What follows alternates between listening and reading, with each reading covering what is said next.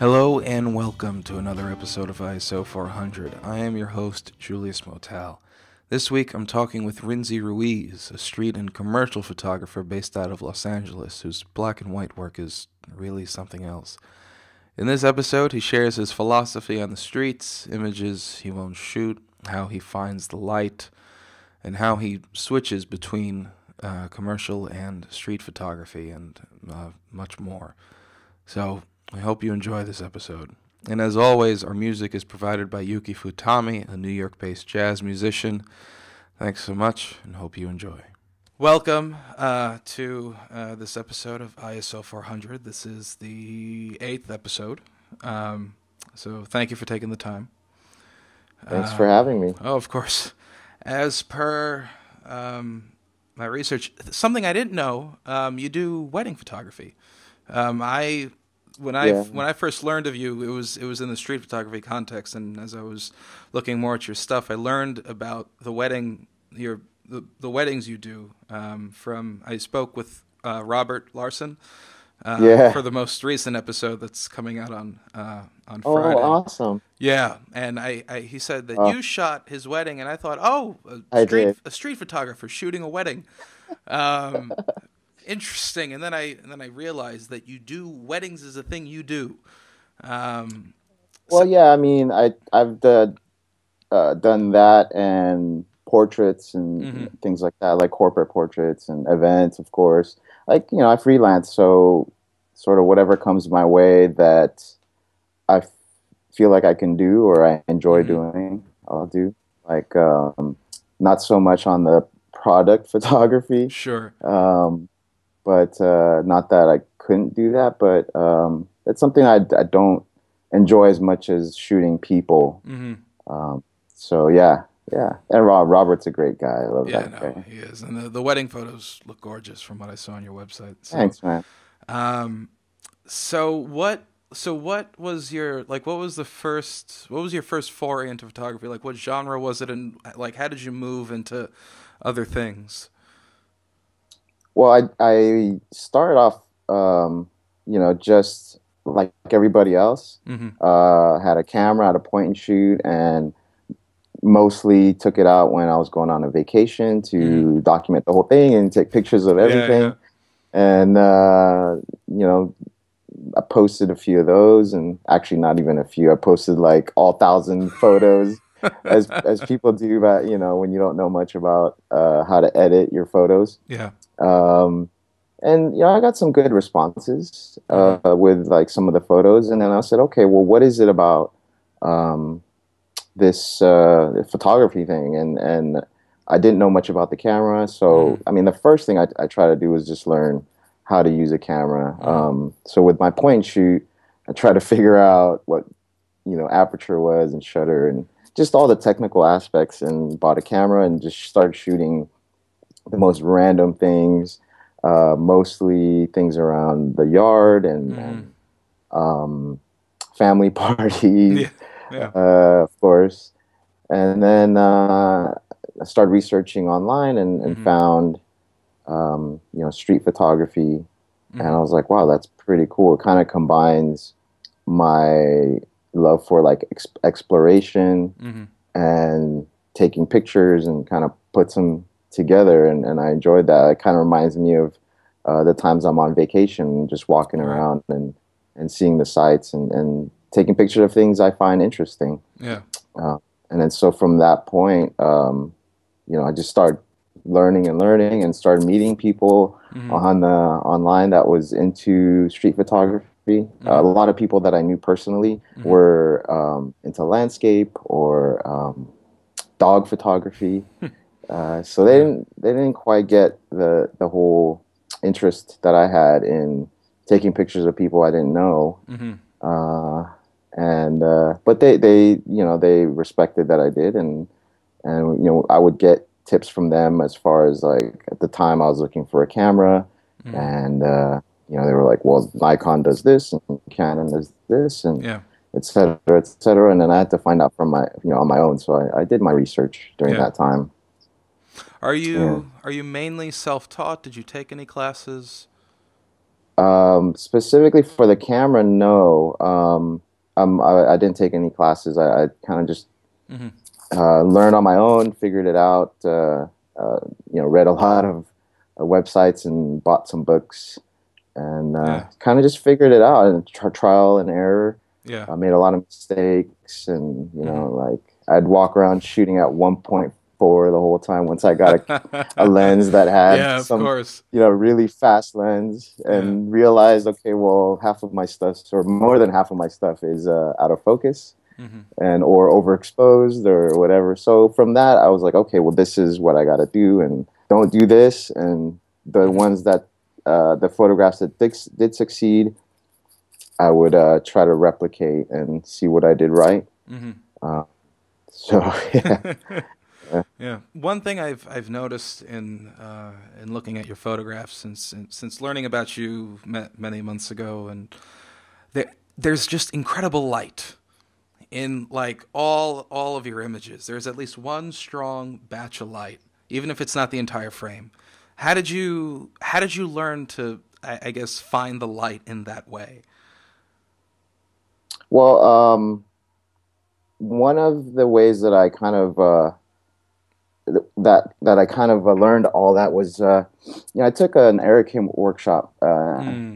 earlier on, like I can't remember what year it was, but it was a while back. It was kind of my purpose in doing that was just to mostly meet people Mm-hmm. that were interested in street photography. I didn't really know Sure. anybody in LA, and I found Eric's blog post about the X100, and I was Mm. like, "Who is this guy?" And so I researched him, and he was from LA, and so I was like, "Okay, well, I'll take that class." And through that, I met people that I'm still friends with today. I mean, including Eric, Mm-hmm. Iberian X Perello, Oh, he's great. also, Yeah. and he wrote a book called "Chasing the Light," and so it kind of pinpointed, okay, we'll do this, Mm-hmm. and it reminded me, it harkened me back to like days when I was with my mom, and Mm-hmm. she'd be like, okay, well, stand here, the sun's and then we all just be posing, and she'd make sure that the light was good too, Mm-hmm. and so like it put two together.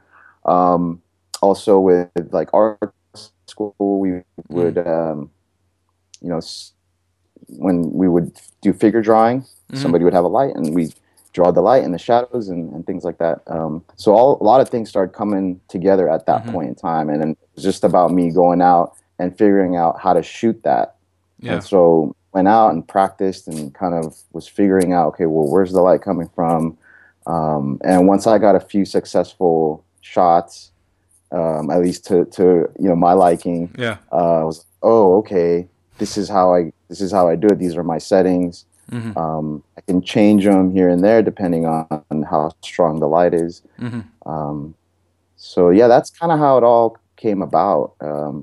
And I just focused on that and kind of studied it for, geez, almost a year, 2 years. And I'm still studying it till Yeah, today, of course. trying to figure out how to get something different than I did previously, or something, trying something out that might be slightly different from what I did before. Mm-hmm. So I'm constantly trying to experiment and learn something new Yeah. while I'm out on the streets. I mean, that's the for me, the best place.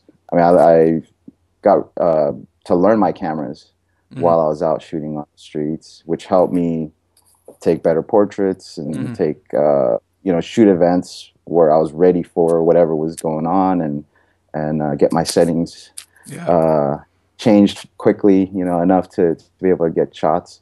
So I learned a lot shooting the streets, Yeah. and seeking out the light and figuring out what time of day works best for me, and Mm. and for the photographs. So Yeah. yeah. And what is the best time of day for you as far as shooting goes? Well, I mean, living in Southern California, all day is pretty good. Of course, there's sunlight. Well, today it's a little bit overcast, but Mm-hmm. most of the time it's really good light. But I've learned I like more the evening, Mm-hmm. towards sunset, where it's sort of at an angle. Mm-hmm. That's what I like best. So yeah, mornings. Of course, the golden hours Yeah. are really nice. but I can also shoot in the afternoon and find something that Mm-hmm. that I like. Yeah. Although, yeah, the ones I like best are the ones that end up being towards the later part of the day or early in the morning if I can get up that early. Yeah. Challenge for all of us. Yeah. Another thing I noticed about your photos is that they're incredibly meditative. There's a soothing aspect to them, which I Oh, guess ties into the name Street Zen, and like the sure. little line description is walking meditation. How do you find that in your photographs, or is that something you actively seek, or is it second nature? How did all that kind of coalesce? Um, I actually don't know. I mean, I guess it's just part of how I see things. Mm-hmm. That's possible. Um, and that's what's coming out, um, maybe through my soul to the photographs. Um, yeah, because I mean, earlier on too, I found it a relief, something that I enjoy doing to relax Mm-hmm. and sort of forget about work and things that were going on in my personal life, and would go out and shoot and kind of try to get myself in a zone, Mm-hmm. in that creative zone.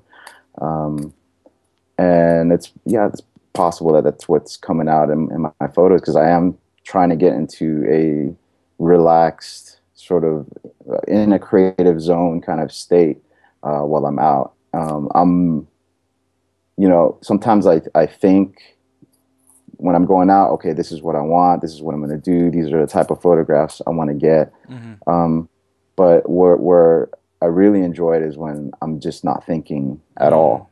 I'm just going out, I get in the zone. It doesn't start off that way, of course. Yeah. I have to like get into the process of shooting and looking around, and eventually I get into a zone and I just let it go. You know what I mean? Mm-hmm. Maybe it's intuition, uh, but yeah, I just go and whatever I see, I'll go after it and I'll go, okay, this is what I want, and I'll just shoot it. Mm-hmm. Um, so yeah, maybe a lot of those things combined to Yeah. answer your question. Okay. Yeah. No, I hear you. Now, with the street photographers I've spoken to, there seem to be two types as far as the approach goes on the street. Like there's the stand and wait type who will be in one place and sort of wait for all the right elements to come into a certain scene, or there's like the walk around type who just keeps walking, and as Hmm. they look and they see, they take photos and move on. Where do you fall into either of those two? Do you move between the two? I move between the two. I mean, I can't. It's hard to stay in one place for a long time. Although I've forced myself Mm, to do that, especially after like the first few successful shots where I was like, oh, okay, if I wait long enough, yeah. uh, all of a sudden just something magical happens, something awesome happens Mm-hmm. because I was there. Yeah. And it's always like, okay, well, I've been here half an hour. Mm-hmm. Let me wait just 5 minutes more. Let me just wait 5 minutes more, and something just happens in that time. But I get restless. So yeah, from time to time, I'll also decide, okay, well, it's time to move on. I just have a feeling, or like I feel like I need to reset. Mm-hmm. So I'll just maybe walk around the block, come back to that same area, and wait again. And then something happens. Um, the other time, yeah, I walk around Mm-hmm. and observe people and observe sort of what's going on with the light and the environment. Mm-hmm. If there's any characters that maybe I should follow. Uh, Yeah. I've done that too. I've followed Of course. some people just for not for a long period of time, but just enough to see if there's any potential Mm-hmm. to the shot. Um, so yeah, a little bit of both. I mean, especially when I'm out, like for example, when I travel to New York or to Tokyo, I'm not familiar with those places enough, and I'm not there enough to Mm-hmm. just sit in one place for a very long time. Yeah. Um, Although maybe I should have tried that while I was out there. But Well, for next time. no, it's easy enough to yeah, it's easy enough to just go. Oh my God, there's so much, Right. especially New York. Like there's so much to see, Mm-hmm. and there's all these different boroughs that you can go to and study.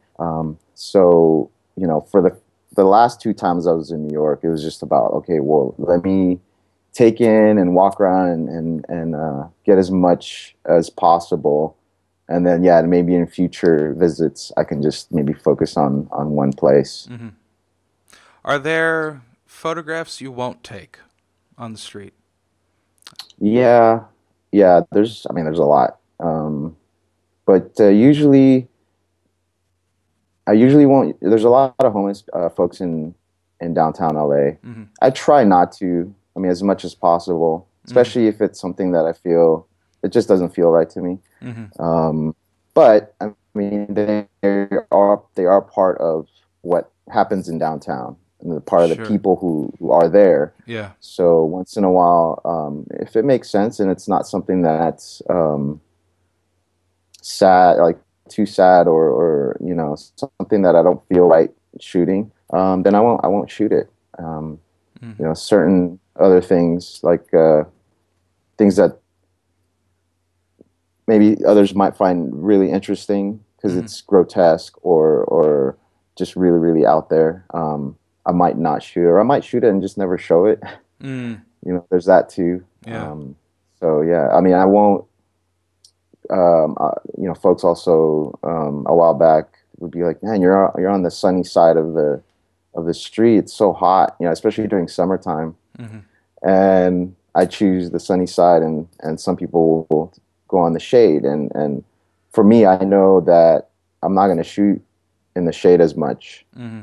because that's not what I'm looking for. Yes, Right. there's potential moments and things like that, and yeah, I mean, once in a while there's overcast here, and I'll walk Mm-hmm. around and take pictures.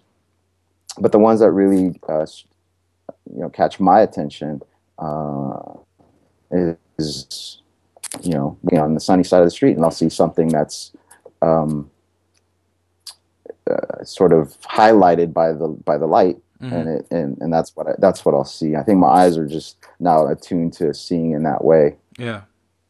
Yeah. So One thing I often struggle with, and I've spoken about this with other photographers, with street photography at least, there are shots that you miss, that you recognize and you see them, but for whatever reason or circumstance, you either don't have your camera on you or you don't press the shutter in time. And it's really hard to reconcile with that and have those. I can see certain images plain as day in my head that I've missed. And how has that been for you? How have you learned to, I guess, maybe deal with that? Because I mean, I have gems that I've missed, and I'm sure you have gems that you've missed. So how yes, did you all the time. learn to like be okay with that, if you are? I mean, I don't know. Um, it just over time you go, okay, wow, that's a missed shot. I mean, a lot of times here because in LA you're driving all the time to get Mm, from one place to another. So you're driving, and it's I mean, once in a while I'll grab the camera, and not while I'm like actually physically driving, but if I'm at a stop or something like that, I see something, I'll grab the camera. But it's never as good as if I had stepped out of the mm-hmm. camera. I mean, stepped out of the car Stepped out of the car. to get the shot.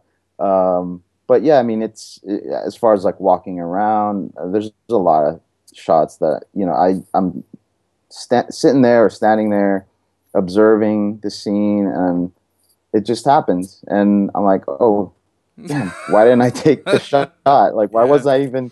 But I'm sitting there observing, like, okay, when would I take the shot? And then so in my mind, I'll just say, okay, well, you saw it, so Mm-hmm. that was good. Yeah. So you're learning for the next time to be ready. And Mm-hmm. there's always something happening around the corner or down the street, Mm-hmm. or something's going to happen next.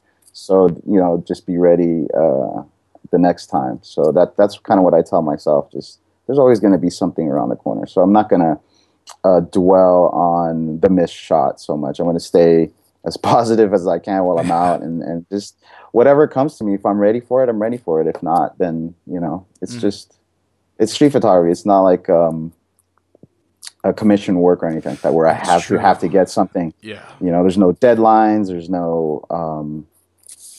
no art director telling me it's just on me. So Mm-hmm. if I miss it, you know, okay, well, I learned my lesson, and I'll try not to do it again. I'll try not to miss it, or I'll stay open or be ready, Mm-hmm. things like that. The next time around.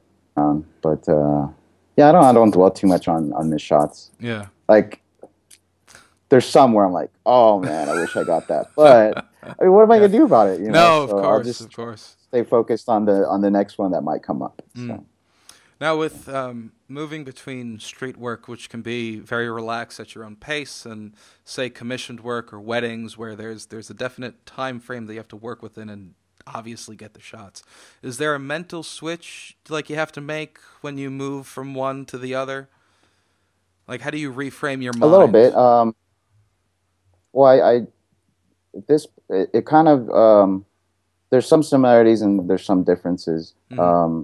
I still try to pre-visualize what I want or what I want to try to get. Mm-hmm. Of course, the planning stages of like, okay, what gear am I going to bring? Mm-hmm. Uh, what lens? What, you know, do I need flash? Do I need, you know, all these other things? But when I get into the actual shooting, it's pretty much the same. I try to get into that zone of Mm-hmm. just using all of the practice and knowledge that I've accumulated up until now, and just try to use that for whatever it is that I'm doing, Mm-hmm. whether it's street or like a wedding, for example. And I just try to enjoy myself.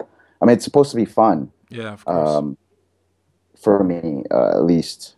And I don't want to get nervous. I don't. I mean, there's still some of that sometimes before an actual thing. Like I Yeah. want it to go well, Yeah. um, but you know, I gotta suppress that and just say, look, this is what I like to do. This is what I enjoy doing, and I gotta keep it like that. If I start getting super nervous Mm-hmm. or not enjoying taking pictures, Mm-hmm.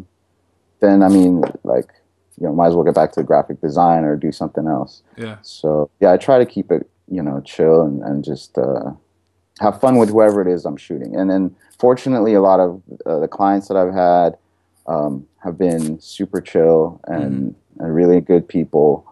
Um, so I haven't yet had like one of those nightmare Mm. clients. But also, you know, I feel it out if, even during like the initial stages of you know, being contacted and then assessing whether or not I'm gonna do the work. You Mm-hmm. know, I mean, yeah, I mean, there's a few times where I've been like, it doesn't feel right. You Yeah. know, does like with that person Mm-hmm. or just the whole situation. So I'll do that. And there's been a few where I was like, okay, well that went really bad. I won't do that. I won't Yeah. do that again. You know, you know, there's things where I'm still early on in my photography Mm-hmm. compared to others that I'm still learning along the way, you Mm-hmm. know, and there's going to be things that happen and Yeah. I'll learn from it and move on. Yeah. And what's in your bag, say on the street, and then say when you do commissioned work? Uh, Kind of the same. Yeah. Right now I'm using well, before I would, I'd have like the X100. Mm. This was earlier on. And then I would use like the D90 or D700. Mm-hmm. You know, it was just a little more reliable at the time Sure. you know, specific, you know, autofocus wasn't as good at the time with Fuji. So, but now like the XT1 is really good. I can use that for street and Mm-hmm. um, for portraits. I can use it for weddings, things Yeah. like that. Um, so yeah, I mean, both. I'd rather be using one camera for both. You Sure. know what I mean? Because then you really get to know the gear. You know what it can do. You know how far you should be. I mean, especially if you're using prime lenses, you know Mm-hmm. how far and what settings to use all the time, and it becomes second nature. When you're switching too much, which I have been doing a lot because I also shoot with, you know, sometimes the Nikon gear for Mm-hmm. specific things, Samsung gear. Mm. Also, I'm shooting a lot of that too, and so it's always um, kind of switching my head to, okay, this is where the menus, Hmm. this is what the menu system is on this. This is the lens that Yeah. I have on here. This is what this can do. This is what that can do. Yeah. So it's really specific to uh, what type of subject I'm shooting, Hmm. what time what time of the day. If it's um, actually that doesn't matter the time of the day, but yeah, it just depends Yeah. on what I'm shooting. So but I'd like it to be where it's just that one camera, one Yeah. sort of setup that I like to be with and learn to use really well. Yeah. Oh, I hear Yeah. you. When uh, when did you feel comfortable calling yourself a photographer? I don't know if that's happened yet. Hmm. I mean, I guess I don't think about like I just keep going. I in a constant state of like trying to figure things out and Hmm. learn something new, and I mean I'm comfortable with that. Sure. The fact that I don't know everything. I haven't been doing this for 20, 30 years. Yeah. I didn't go to school for it. So there's Hmm. going to be little things that I don't know. I've Yeah. never Of course. experienced or was never pointed to me like, oh, you should be, Yeah. learning this part of it or, that part of it. I'm just taking the things that I know from my background Hmm. and study arts and graphic design and things like that. And then learning the camera and what I've learned up till now from books and the people that I've met Yeah. who have done this professionally for a long time, Right. or who have been very successful in one way or another with their photography. Hmm.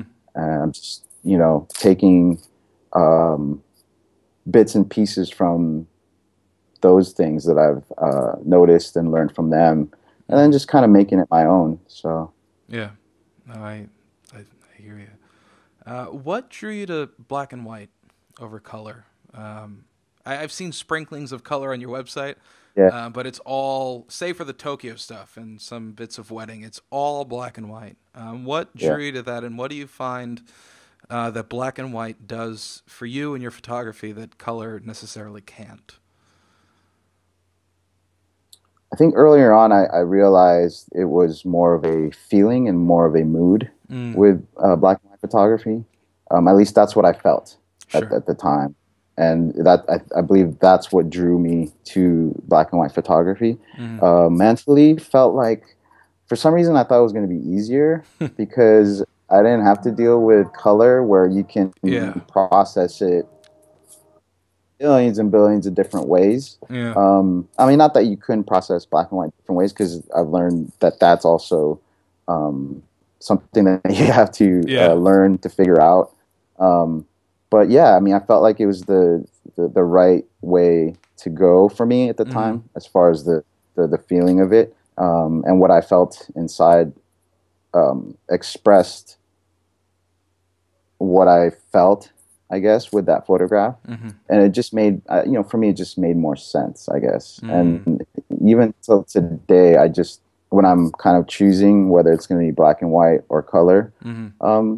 it kind of just has to make sense to me.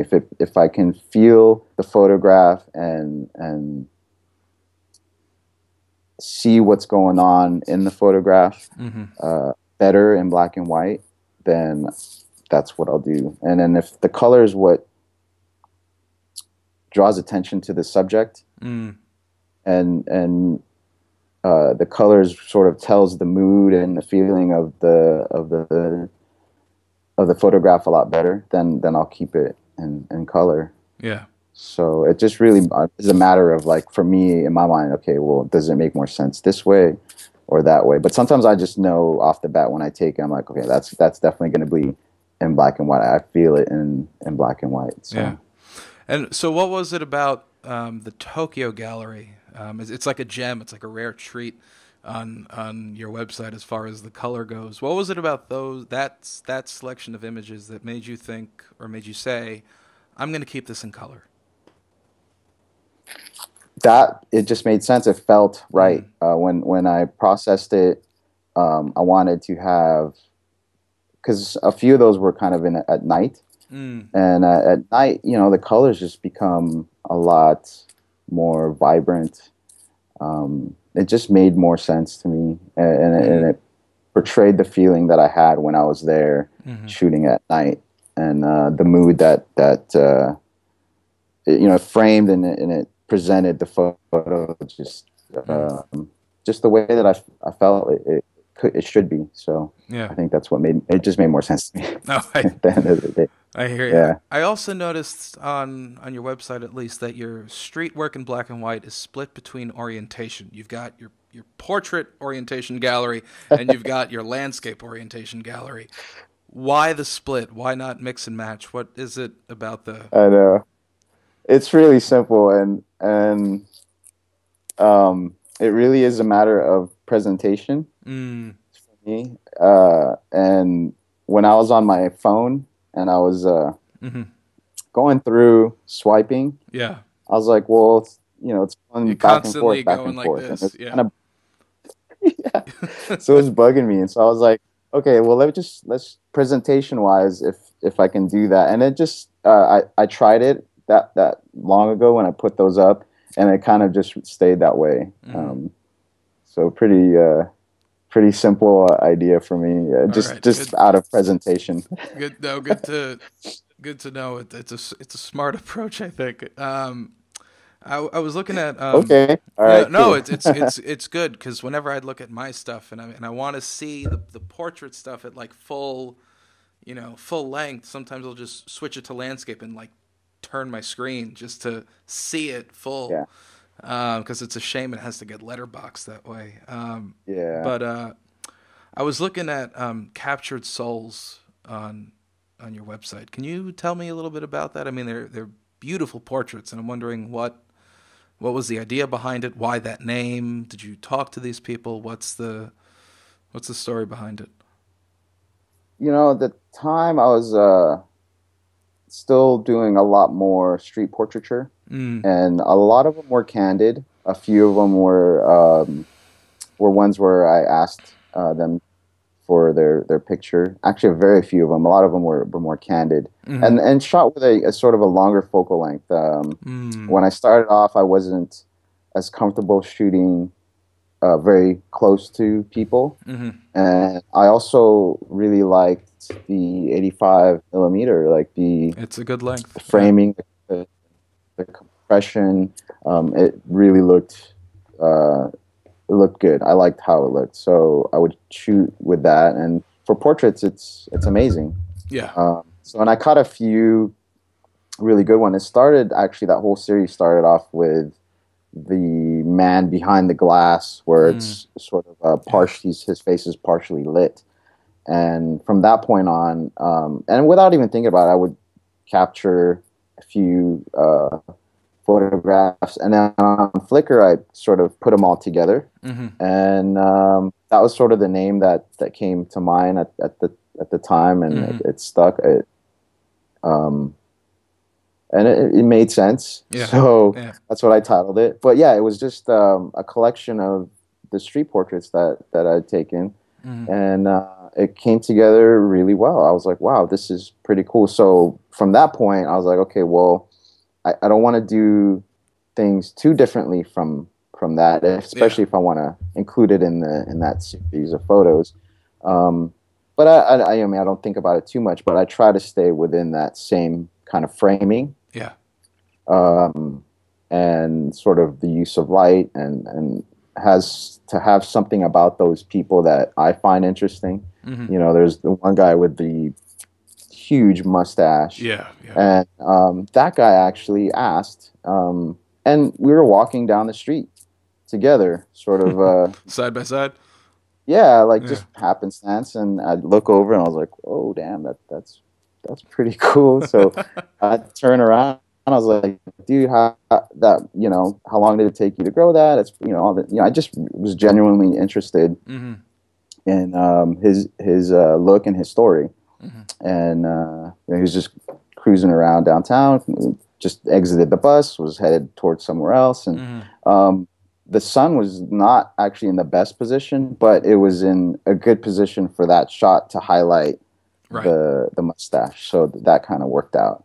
But yeah, the rest of them were just basically um, me walking around with the 85, just candidly taking pictures of people and waiting for them to like either have eye contact, notice me, and I'm trying to take the picture before they react. Mm-hmm. So I'm still kind of hopefully getting them in the state of mind that they were in before they noticed Right. me. And So I hear you. When did you get comfortable swapping out the 85 for, say, a wider focal length? well, it was just the the, the X100 got me sort of more used to that, Well, yeah, you getting have used to no the choice with 35 that one. millimeter. Exactly. So walking around, I was like, "Oh my God, I got to get really close." Mm-hmm. And even with just framing, even more scenery shots, Mm-hmm. you got to get up closer. So yeah, just walking around and going, okay, well, I know what that lens can do, like the 85. I know what the 50 equivalent or the 50 on a full frame can do, Yeah. and so it's just yeah. And then at one point, I also borrowed a 24 millimeter from a friend, and I was like, wow, that's super wide. But I Yeah. liked how it looked Yeah. for some of the shots. So I was like, okay, well, let me practice with this for a while. And so it's just whatever lens that's new to my arsenal or new to my bag. Mm-hmm. I'm gonna go out and try to figure it out and learn. Okay, well, this is how far I need to be. Mm-hmm. This is this is where it's sharp.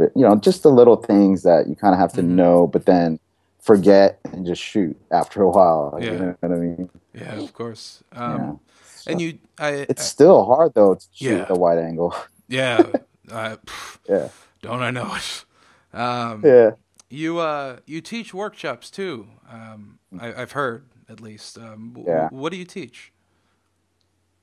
Specifically, right now, I'm teaching one-on-one, which is Mm.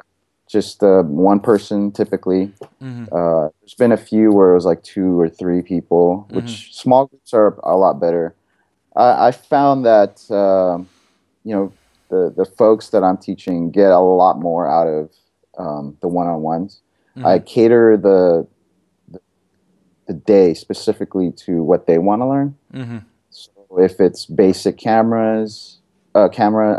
usage, Mm-hmm. I'll go over that, and also if they are uncomfortable with shooting people, strangers, things like that. Mm-hmm. I go through that during the day as well. We sit down for a good portion of the beginning part of the day, and Mm-hmm. we'll just go through those things. And if it's something that they are fearful of, then we try to break down. Okay, well, why is that? And these are the ways you can. Um, these are the things that you can do Mm-hmm. to sort of get over that Yeah. and break that mental sort of mental block that's getting you to the point where you can actually just enjoy Mm-hmm. taking pictures, because that's the point. So if you're nervous, you're timid, you're scared, that's going to come off, and then people sense that around you. Yeah. So how to go about getting to the point where you can just relax. And Mm. sometimes it's just watching somebody do it, and then you trying it out going, oh wow, it's that simple. Yeah. Like Yeah. a lot Yeah. of times that's all it is. It's just having an example. So I'll show them different ways of how to walk around and how to take pictures of people, Mm-hmm. depending on also what type of photography they want, or what kind of style that they're looking for. Yeah. If it's street portraits, then okay, well, how do you approach? How do you talk to people? And what I tell them is really, you got to be interested in that person.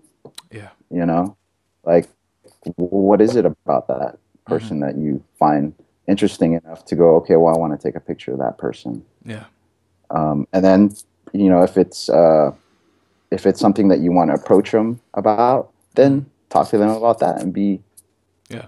nice and nice about it at least. Don't be Yeah, a of dick course. about it. But and then if you want to do more candid stuff, okay, well, how do you go about doing that? So those Hmm. are some of the things that I'll go through with people, and it's really just sort of teaching what I've learned and what makes sense to me, Hmm. and helping folks get to a certain point where they can start shooting in a certain way. And um, some of the folks that I've taught, seeing their photos now versus when they started, I mean, Mm. it was a huge leaps and bounds. Yeah. And they're happy with their work, and their work's looking really good. Hmm.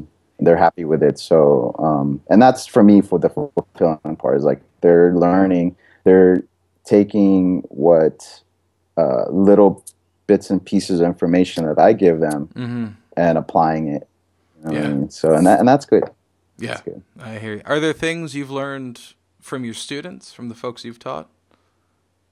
Yeah, just to keep learning, to keep learning. Well, it also refreshes my memory every time I'm teaching. So I'm like, okay, yeah, I gotta remember that when I'm talking out. 'Cause that was a good question. I'll be like, that's a good question. I gotta Yeah. remember that too. But yeah, so like, there's a lot of things Mm. that come up eventually, and I'm like, yeah, I haven't thought about that since I first started. Yeah. So bringing that back, and you're like, okay, cool. I got to start doing that again, Hmm. because I totally forgot about that part of photography, Yeah. and just the being the eyes of keeping my eyes fresh, Mm. also, and that's what I feel like they bring to it, because they're not seeing things the way that I do, and I'm not seeing things, so seeing how they're seeing also. And I'm learning from that. Just going, okay, we'll keep my eyes fresh and um, see things with different, different in different ways, Hmm. different perspectives. And So, how do you keep your eyes fresh? I mean, I imagine I mean, I've gone through this. Others have gone through this. You kind of hit slumps at certain points. hmm How do you push through those slumps? Like, how do you find the spark again, as far as your photography goes? yeah. Well, I've learned to sort of just let those slumps be. Like, it's good. I found it good because even when I was drawing or doing anything creative, I felt like, Hmm. okay, you're gonna do it for a good period of time, Yeah. and at some point you need a break. Yeah. So these are the sort of your mind telling you, okay, well, it's time to take a break. Just Yeah. take it easy for a little bit. Let all that information that you've accumulated marinate and, come together, and let the connections in the brain start working, Hmm. and then once you're ready, you're ready to go back out and shoot, because then some idea will come up, Hmm. or a feeling like, "Oh, I got to get out and shoot. Something just feels right about this," and go out and shoot. Actually, I was in a little bit of a slump. I moved recently, so Hmm. a lot of my focus was elsewhere. Right. So I'm trying to get back out on the streets again. And the first few days, I was like almost just forcing myself to Mm. go out and take pictures. Um, so that kind of helped, and it kind of didn't, but it helped more, because then Hmm. from that I was like, okay, well, you know I didn't like any of the pictures that I came home with, Mm. so what was that all about? And just assessing what was going on, but then from that, uh it moved me in the right direction, basically. Hmm. So now I'm, probably just this last week, I started feeling like, okay, I can get back into this again. I Hmm. actually want to go back out now, and I Yeah. want to, like, so it's just all these kind of ideas start brewing in my head. And even like looking at part of the process too is looking over the photos that I've taken over the Hmm. last few months, and then over, some of it last year, the photos I took last year, and then just going, okay, well, what can I do better than Mm. I did? Or some of the ones that are in my, in my Lightroom, just the bad ones. And I'm going, okay, well, what could I have done to make that better? Hmm. And going out and going, okay, well, I got to try this, I got to try that, and just trying to get back into that creative zone that I like to get into when I'm out. Yeah. And how did you learn to be a good judge of your own work? How did you learn to edit? It's something I struggle with a lot. Yeah. and I'm curious. It's hard to try and It's kill your darlings. yeah. So how did you learn to do it? I mean, over time, there were photographs I thought were great, but nobody agreed, Yeah, always a right? hard And then there's one. ones that were just like, well, it's a nice photo, it's decent, Sure. and I'll share it. And you get a big response, and but at the end of the day, okay, that helps, Sure. like having people judge as well to see Yeah. which ones they like. But overall, at the end of the day, like when I look at my stuff, it's the ones that keep coming back, right? Hmm. Because I let my photos sit for a while I've heard that. before Yeah. I start looking at them. And I mean, until like recently, where I've kind of had to post a lot more often, Yeah. um, a lot of my photos would sit for a year or Whoa. maybe 6 months. You know what I mean? And That's a while. I mean, I'd go back to them occasionally Hmm. over the year, and then just narrow it down, like whatever set it was or whatever group of photos they were. Hmm. Um, just let it sit, and then I'd put them in my iPad or on Hmm. my iPhone. Just put a little gallery, and I'll just flip through them, and then the ones that I pass real quick, okay, we'll get that out of that gallery, and Hmm. then slowly and slowly it just becomes the ones that stick around, the ones that I feel right about, the ones that Hmm. speak to me, the ones that kind of say something to me, whatever it is, or the ones that I'm like, wow, okay, that I really like everything that's going on in Hmm. that photo. Okay, I'll keep that in there, and because sometimes that happens with people. Um, I realized that too earlier on when I would post on, like, for example, Flickr, Hmm.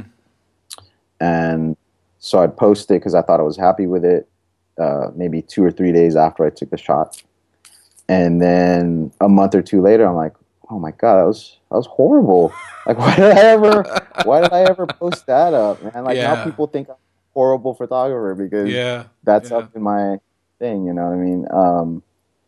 But I mean, at the end of the day, that doesn't matter. But that was the lesson. Like, okay, well, let me just sit on it for a little bit and Mm. really make sure that I like it.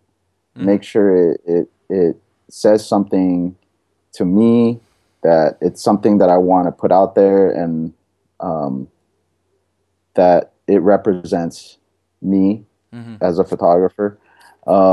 So yeah, I mean, I started posting a lot less at a certain point, and really that's all it is. I mean, at the end of the day, it's just letting it sit for a little bit and then figuring out which ones stick around, which ones come back. I mean, a lot of people used to do that and a lot of people still do that. A lot of my friends do that. They print all their photos that they like, and then Hmm. they'll put it up on the wall. Yeah. And occasionally they'll just strip out the ones that they don't like, and then it gets narrowed down to the Yeah. last few really, really great shots. You know Yeah. what I mean?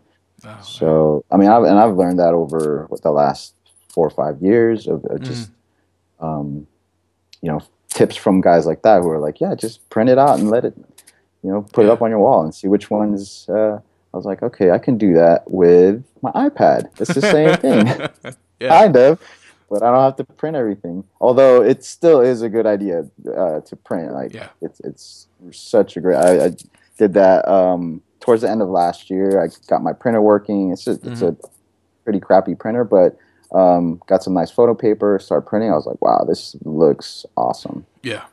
Some of these, oh yeah, if it was bigger, it'd be a lot nicer. But yeah, I hear you. All yeah. right. Well, here's a question I ask everyone at the end of these interviews, and since you kind of straddle two genres, I'm going to ask it to you for two things. What is Okay. one piece of advice you'd give to someone who is just starting out wanting to do commercial work, and also one piece of advice you'd give to someone who's just starting out in street photography? One piece of advice is to, I was going to say practice, but I mean, that's pretty simple. Well, experiment. Like that's the only way. Is Hmm. just to Is this keep for both experimenting or for for what? both. For both. Yeah, for both. Okay. Yeah, because for street, I mean, of course, you don't have a deadline, and you can do all kinds of stuff.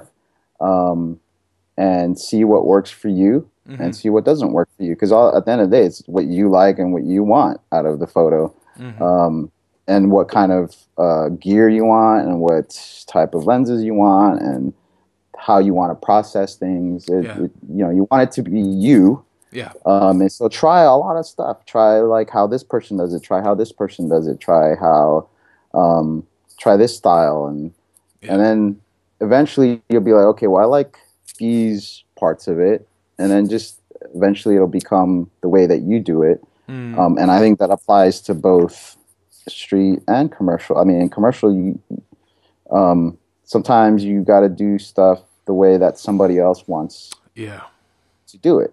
So if you're experimenting, trying all these different things, before you get actual work, then you'll be like, okay, well, I've kind of done that already in a certain way. So then you're more familiar with how to accomplish that task, how to get that shot, what things you have to bring together to make it happen. So yeah, experiment and learn from that. You know what I mean? So I think that's what I think made me learn. That's how I learned a lot, and I think that would work for other people.